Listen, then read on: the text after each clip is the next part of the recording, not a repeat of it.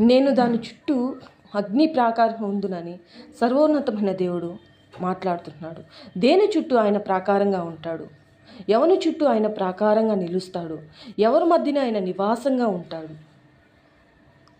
అబద్ధాలు మాట్లాడే వాళ్ళ చుట్టూ ఆయన నివాసంగా ఉంటాడా? దొంగతనాలు చేసేవారి చుట్టూ ఆయన నివాసంగా ఉంటాడా? వ్యభిచారులకు ఆయన నివాసంగా ఉంటాడా? నరహత్య చేయవారికి నివాసంగా ఉంటాడు? ఎవరికి ఆయన నివాసంగా ఉంటాడు?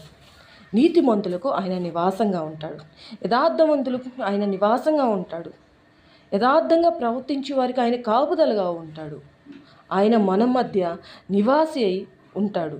ఎప్పుడు వరకు ఆయన మనకు నివాసి అయి ఉంటాడంటే సదాకాలం ఆయన మనకు నివాసంగా ఉంటాడు. ఎప్పుడు వరకు అయ్యా మా ప్రాణం ఉన్నంత వరకు మాకు నివాసంగా ఉంటామంటే కాదు. మనం ఈ లోకంలో విడవబడి ఆయన లోకంలో చేరు వరకు మనకు సదాకాలం ఆయన నివాసిగా ఉంటాడు. మన ప్రవర్తన ఎలా ఉంది? మన ఆలోచనలు ఎలా ఉన్నాయి? మనం దేవునికి ఇష్టాసారంగా ఉంటున్నామా? మనం దేవుని ఎడల భయభక్తులు కలిగి జీవిస్తున్నామా? లేకపోతే అన్యాయపు జీవితాన్ని మనం జీవిస్తున్నామా? దేవునికి తిరుగుబాటు స్వభావంలో మనం ఉన్నామా? ప్రతిరోజు మన జీవితం గురించి మనం పరీక్షించుకోవాలి. దేవుడు మన చుట్టూ కాపుదలుకుంటున్నాడు.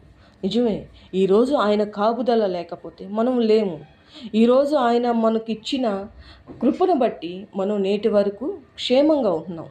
మనం ఆయనకి ఎంతైనా కృతజ్ఞత వాళ్ళమై ఉన్నాం. దేవుడు అంటున్నాడు, ఉత్తర దేశంలో ఉన్న వాళ్ళారా తప్పించుకుని రాండి. ఆకాశపు వాయువులంతా విశాలంగా నేను మిమ్మల్ని విస్తరింపచేస్తున్నాను. ఎవరిని ఆయన విస్తరింపచేస్తాడు? నీతిమంతులు ఆయన విస్తరింపచేస్తాడు. యథార్థంగా ప్రవర్తించే వారికి ఆయన విస్తరింపచేస్తాడు. ఏనాడు ఆయన విడిచిపెట్టు దేవుడు కాడు. ప్రతి ఒక్కరికి ఆయన దేవుడై ఉంటున్నాడు.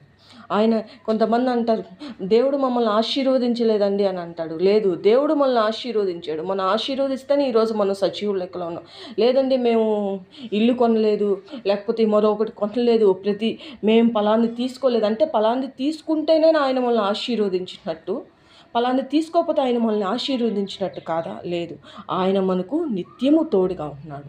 ఆయన మన నిత్యము బలపరుస్తున్న దేవుడు, మనల్ని నిత్యము ఆయన ఆశీర్వదిస్తున్న దేవుడు. మనం ఆశీర్వదించిన జన సమూహంలోనే ఉన్నాము.